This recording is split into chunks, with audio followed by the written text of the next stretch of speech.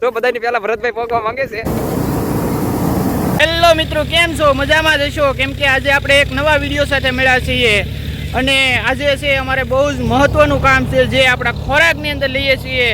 એવા જે ઘઉં હોય એ ઘઉંને કઈ રીતે હલરમાં લેવા એની વિશે આજ હલર અમારે આવેલું છે. તો હલર જે આવ્યું એની અંદર ઘઉં કઈ રીતે લેવાય એ તમને બતાવશું.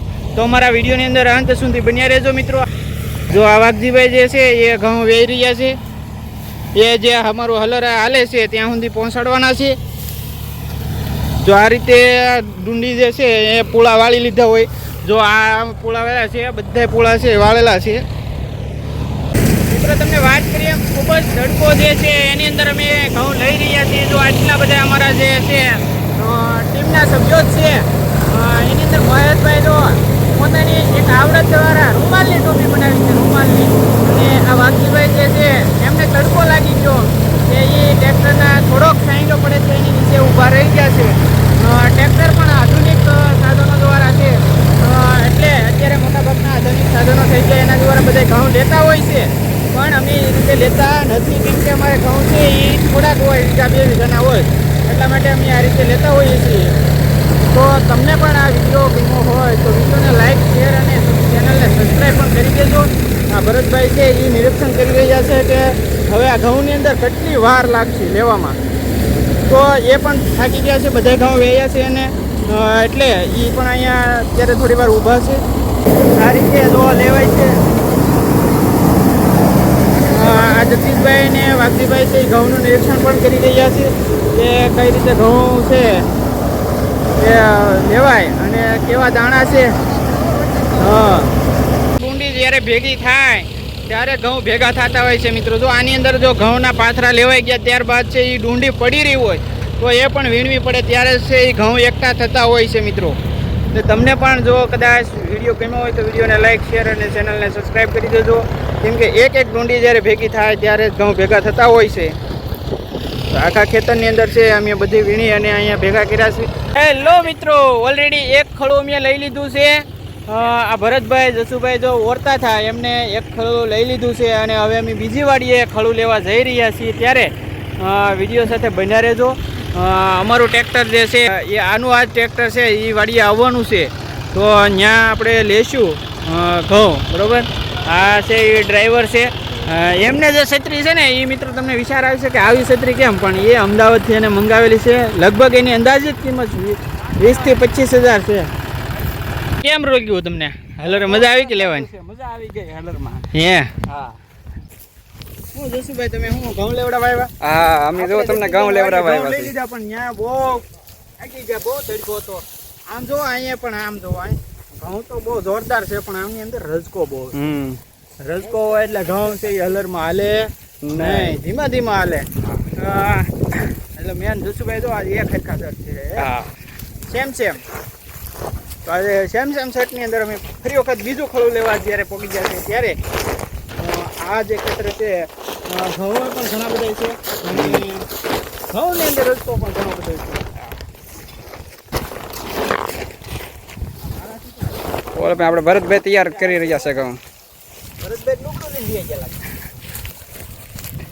આમ ભેગા કરવા પડ્યા ત્યારે મિત્રો તમારી સુધી પોગે, ખબર છે તમને?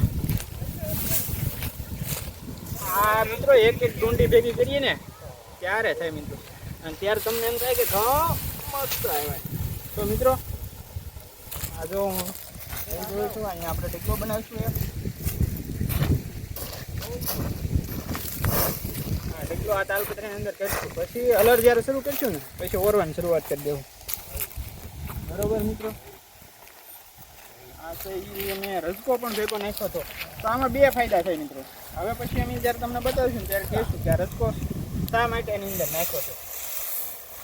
જુઓ એની અંદર ઘાટ બહુ ઉડે છે અને એ ઘાટ છે એ જે ખેડૂત હોય એ જ સહન કરીએ કે બાકી નોકરી કરતા લોકોનું કામ નહીં આ સહન કરવું. હજી તો બીજાને ગળામાં દુખે. આ રીતે છે અમે પાછા વેઈને અહીંયા નાખીએ છીએ. ભરતભાઈ પણ ભરી ગયા છે. આપણે ભરતભાઈ ત્યાં જઈ ગયા તો હવે હેલો મિત્રો, આપણે જો ધાબળીમાં ઘઉં ભર્યા છે અને તે ધાબળી આપણે હલર સુધી લઈ જઈએ છીએ. તો આપણે એક એક પાત્રો લઈ જવો ન પડે એટલે ધાબળીમાં ભરી લઈએ છીએ. તું ભર, મને લેવા દે. હા, હું લઈ લઉં. હાલો તો તમે લઈ લો. ભરતો જાઓ. મારે ભરવાની બહુ આળા હેડે ભરવા. આ જો મેં કીધું ને આ કાંટ બહુ ગળી જાય એટલે મેં પણ કાંટ ગળે નહીં એટલે બાંધી દો. જ્યાં ભીંગ પડી જવાની છે આ વખતે.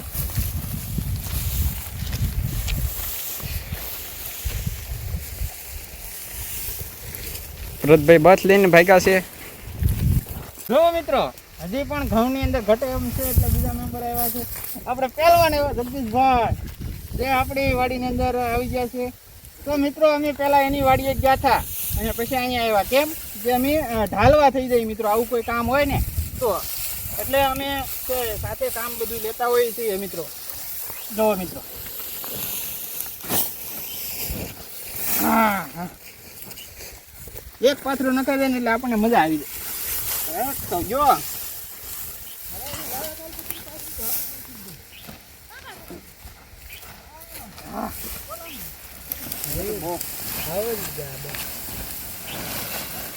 હાલો ફાઇનલી મિત્રો જો આપણે હલર ચાલુ થઈ ગયું છે.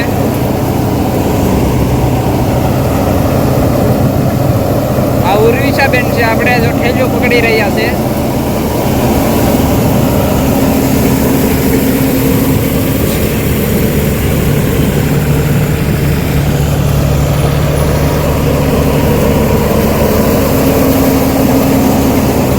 ભરતભાઈ આપણે તકારામાં રહેતા છે. જુઓ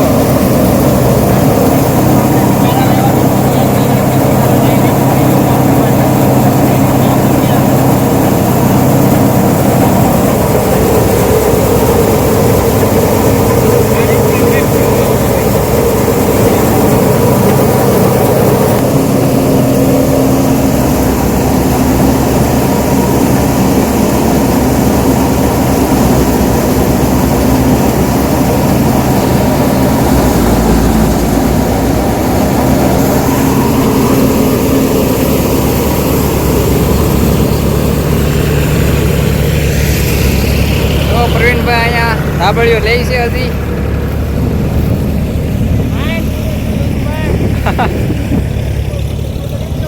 ફાઇનલી તો જુઓ પૂરું થવા જઈ રહ્યું છે. થોડાક અમતા ઘઉં રહ્યા છે હવે. તો મિત્રો, ઓલરેડી 2 ખડા લેવાઈ ગયા છે અને આ બંને દાદાઓ જે છે એ હવે છેલ્લું કામ કરી રહ્યા છે. વાઘાભાઈ, જસુભાઈ, જગદીશભાઈ, કૃષ્ણાબેન, ઉર્વિશાબેન એને પોતપોતાના કામ પૂરા કરી દીધા છે અને આ બંને દાદાઓ છે એ પોતાનું છેલ્લું કામ કરી રહ્યા છે. અજયભાઈ, કેવું લાગ્યું? મજા આવી ઘઉં લેવાની?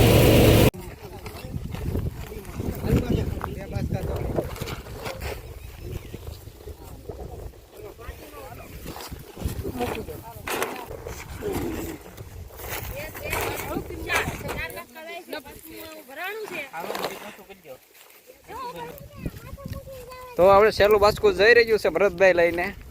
તમે જોઈ શકો છો, જો બધા જાય છે. તો બધાની પહેલા ભરતભાઈ પહોંચવા માંગે છે. પેલા કોણ પહોંચી જાય આપણે જોઈ જઈએ આગળ.